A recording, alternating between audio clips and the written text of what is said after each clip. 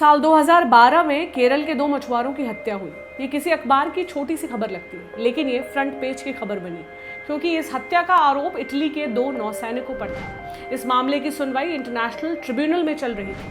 विदेश मंत्रालय ने एक बयान में कहा कि भारत ने इंटरनेशनल ट्रिब्यूनल में इटालियन नौसैनिकों का मुकदमा जीत लिया है, मगर एक जरूरी सवाल यहाँ पूछा जाना जरूरी है कि इस जीत की परिभाषा क्या है। पूरा मामला और फिलहाल आए फैसले को समझेंगे आसान भाषा में मेरे यानी प्रतीक्षा के साथ। सबसे पहले क्या हुआ था?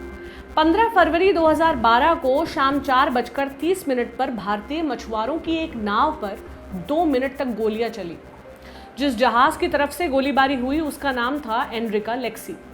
ये एक कारोबारी जहाज था जिस पर इटली का झंडा लगा हुआ था। ये जहाज सिंगापुर से इजिप्ट जा रहा था, जिस पर 34 लोग सवार थे। इनमें इटली नौसेना के 6 जवान भी शामिल थे, जिन्हें जहाज की सुरक्षा के लिए इटली की नौसेना ने तैनात किया था।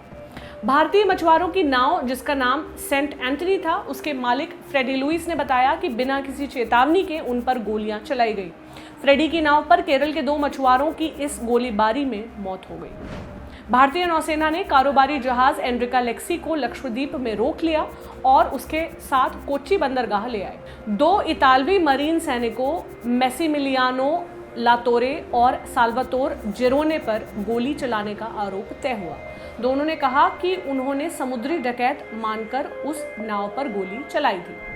इसके तुरंत बाद इटली के विदेश मंत्री गुइलो तेर्जी ने इतालवी मीडिया को बताया कि कारोबारी जहाज एनरिका लेक्सी को भारतीय जल सीमा में ये कहकर ले जाया गया कि उन्हें समुद्री अपराध की छानबीन करनी है, जो कि स्थानीय पुलिस का धोखा था। 30 मार्च को भारत के विदेश मंत्रालय की तरफ से सलमान खुर्शीद ने किसी भी तरह के धोखे की बात से इनकार किया। दोनों मरीन सैनिकों के खिलाफ शिकायत दर्ज करवाई थी फ्रेडी लुइस ने। आगे क्या हुआ?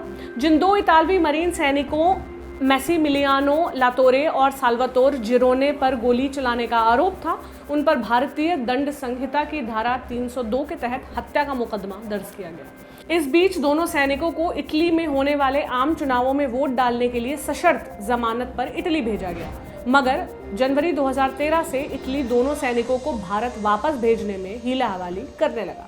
फिर अचानक इटली ने कहा कि सैनिक तभी भारत भेजे जाएंगे जब भारत इस बात की गारंटी दे कि दोनों सैनिकों को मौत की सजा नहीं दी जाएगी। इस पर भारत ने कूटनीतिक दबाव डालना शुरू किया। इटली के भारत में राजदूत को देश छोड़कर जाने पर रोक लगा दी। दोनों तरफ से भरपूर कूटनीतिक चालों के बाद दोनों मरीन सैनिक आखिरकार 22 मार्च 2013 को भारत आए। इस पर इटली के विदेश मंत्री ने सरकार से असहमति के चलते इस्तीफा तक दे दिया, जिसके बाद इतालवी मीडिया में खूब बवाल हुआ। अब मुकदमा और उसके बाद की कहानी। दिल्ली हाई कोर्ट ने 24 मार्च 2013 को पटियाला हाउस कोर्ट में मुकदमा चलाने का आदेश दिया। अप्रैल 2013 को राष्ट्रीय जांच एजेंसी यानी एनआईए ने दोनों नौसैनिकों के खिलाफ एफआईआर पेश की, जिसमें हत्या का प्रयास और साजिशन हत्या के आरोप लगाए। जनवरी 2014 में भारत ने convention for the suppression of unlawful act against the safety of maritime navigation के तहत मरीन्स पर मुकदमा चलाने का फैसला दिया। 1988 में यह कानून अंतर्राष्ट्रीय जल सीमा में आतंकवाद को रोकने के लिए बनाया गया था। इटली ने इस पर यह कहते हुए विरोध किया कि इस घटना की तुलना आतंकवाद से कैसे की जा सकती है, जबकि दोनों मरीन्स सेना की आधिकारिक ड्यूटी पर अंतर्राष्ट्रीय जल सीमा में मौजूद थे। इटली ने एक और तर्क दिया कि जिस दिन यह घटना हुई थी उस दिन कोच्चि बंदरगाह से कुछ दूरी पर एक और जहाज समुद्री डकैती का शिकार हुआ था। इस वजह से इनके नौसैनिक सतर्क थे। हालांकि भारतीय कोस्ट गार्ड ने इसका जवाब देते हुए कहा कि अगर दुर्घटना में गोली चली तो उसे इंटरनेशनल मैरीटाइम ब्यूरो IMB या भारतीय कोस्ट गार्ड को रिपोर्ट क्यों नहीं किया गया। बिना रिपोर्ट किए ही एनरिका लेक्सी इजिप्ट के अपने रास्ते पर 70 किलोमीटर आगे कैसे चला गया? अब इस पर दुनिया का क्या कहना था?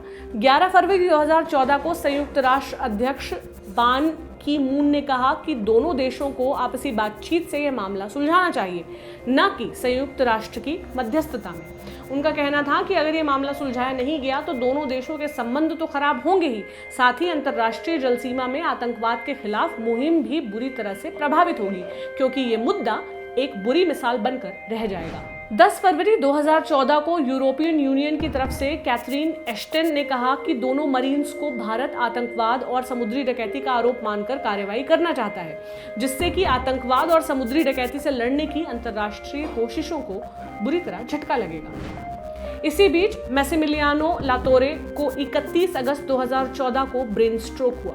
इसके बाद सुप्रीम कोर्ट ने 12 सितंबर 2014 को उसे 4 महीने के लिए इटली जाने की इजाजत दे दी। इटली में लातोरे की हार्ट सर्जरी के बाद कोर्ट ने 4 महीने की समय सीमा और आगे बढ़ा दी। 21 जुलाई 2015 को इटली ये मामला international tribunal for the law of the sea के सामने लाया गया। ट्रिब्यूनल ने स्टेटस को जारी किया, माने की स्थिति जस की तस बनी रहे सुनवाई पूरी होने तक। 24 अगस्त 2015 को ट्रिब्यूनल ने 15-6 के बहुमत से फैसला दिया कि भारत और इटली इस केस में अपने अपने यहाँ की अदालतों में जो भी प्रोसीडिंग्स हो रही हैं उसे तत्काल प्रभाव से निरस्त कर दें। इसके साथ ही ट्रिब्यूनल ने दोनों देशों से इस घटना की अपनी अपनी रिपोर्ट पेश करने को कहा।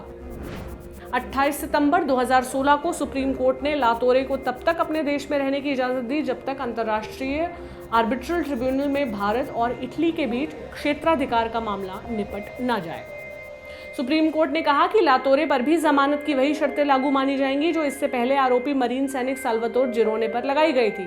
साथ ही कोर्ट ने केंद्र सरकार को निर्देश दिए कि हर 3 महीने के बाद केस की अंतर्राष्ट्रीय ट्रिब्यूनल में क्या स्थिति है ये बताना होगा।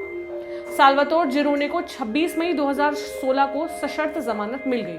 तमाम शर्तों में यह भी शामिल था कि जिरोने इटली की पुलिस को हर महीने रिपोर्ट करेगा और वो रिपोर्ट इंडिया में इटली के दूतावास को भेजी जाएगी, जिससे इंडिया के पास पहुंचेगी। साथ ही ये कि साल्वातोर जिरोने भारत के उच्चतम न्यायालय के अधिकार क्षेत्र में रहेंगे।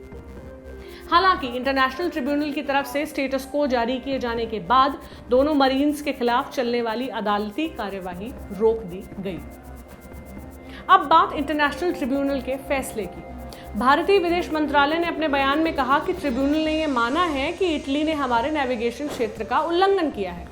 इसके साथ ही ट्रिब्यूनल ने इटली के उस दावे को भी खारिज कर दिया जिसमें वो भारत से उसके नौसैनिकों की गिरफ्तारी का जुर्माना वसूलना चाहता था। जबकि इस फैसले पर इटली ने विदेश मंत्रालय से कहा कि ट्रिब्यूनल ने यह बात मानी है कि इटली की आर्म्ड फोर्स के सैनिक पर ड्यूटी निभाने की वजह से भारतीय कोर्ट उस पर कोई फैसला नहीं ले सकती। जहां तक अधिकार क्षेत्र के उल्लंघन की बात है तो उसके लिए हम जुर्माना भरने को तैयार हैं। तो लबोलुआब ये है कि दोनों मरीन्स इटली में ही रहेंगे। इटली के कोर्ट में उन पर केस चलेगा और इंडिया के कोर्ट में उनका ट्रायल नहीं हो सकेगा क्योंकि वो इम्यून है। इंडिया को मुआवजा मिलेगा। अब ये भारत पर निर्भर करता है कि वो मुआवजे को कैसी और कितनी बड़ी जीत मानता है। आपकी इस पर क्या राय है कमेंट सेक्शन में बताएं। ये जानकारी लेकर आए थे सुमित। मेरा नाम प्रतीक्षा है। शुक्रिया।